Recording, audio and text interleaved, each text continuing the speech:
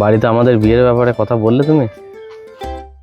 বাড়িতে বলেছি, বলছে কালো ছেলের সঙ্গে বিয়ে দেবো না। বললে না যে কালো ছেলের মন ভালো? সেটাও বলেছি, বলছে মন নিয়ে তুই জল খাবি। তোমার বাবা কালো? না, বাবা কালো নয়। তাহলে তোমার কাকা? না। তাহলে তোমার কাকার ছেলে নিশ্চয়ই কালো হবে? না। তাহলে তোমাদের পাড়ার কেউ কালো হবে? আমাদের বাড়ির, আমাদের পাড়ার কেউ কালো নয়, সবাই ফর্সা। বেশ ঠিক আছে, তোমার মা নয় কালো বলেছে, আর তোমার বাবা কি বলেছে? বাবা তোমাকে কালো বলেনি।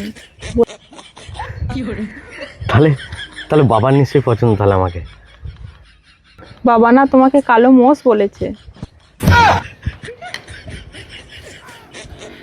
তাহলে তোমাদের বাড়ির কেউ কালো নয়, সবাই ফর্সা? হ্যাঁ, সবাই ফর্সা। বেশ ঠিক আছে, এইবার আমি না বেশি বেশি করে ফেয়ার অ্যান্ড হ্যান্ডসাম মাগো, ফর্সা হয়ে যাবো। আমার মা বলেছে কয়লা যতই ধুক কোনোদিন পরিষ্কার হবে না, কালো কালোই থাকবে। তুমি কিছু বললে না? আমি বড়দের মুখের ওপর কোনো কথা বলি না।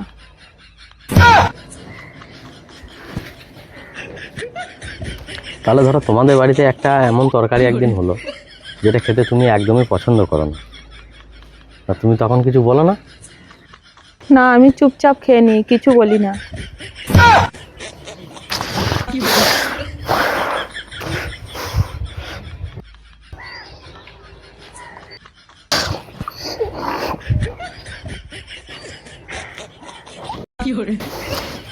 মাথাটা ফাটিয়ে ফেলবো। বলছে এখানে ফাটাতে হয় না, ওই দেখো ওই পাকা দেয়ালটায় গিয়ে মাথাটা ঠোকো গা, দেখো গা মাথাটা ফেটে যাবে।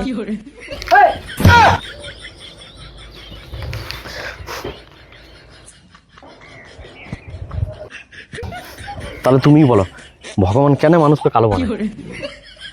অপমানিত হওয়ার জন্য। আজকে আমি আর বাঁচবো না, আমি বিষ খেয়ে মরবো আজকে। এই শোনো শোনো শোনো শোনো, তাহলে মনে হয় কিছু আশা আছে। হ্যাঁ বলো।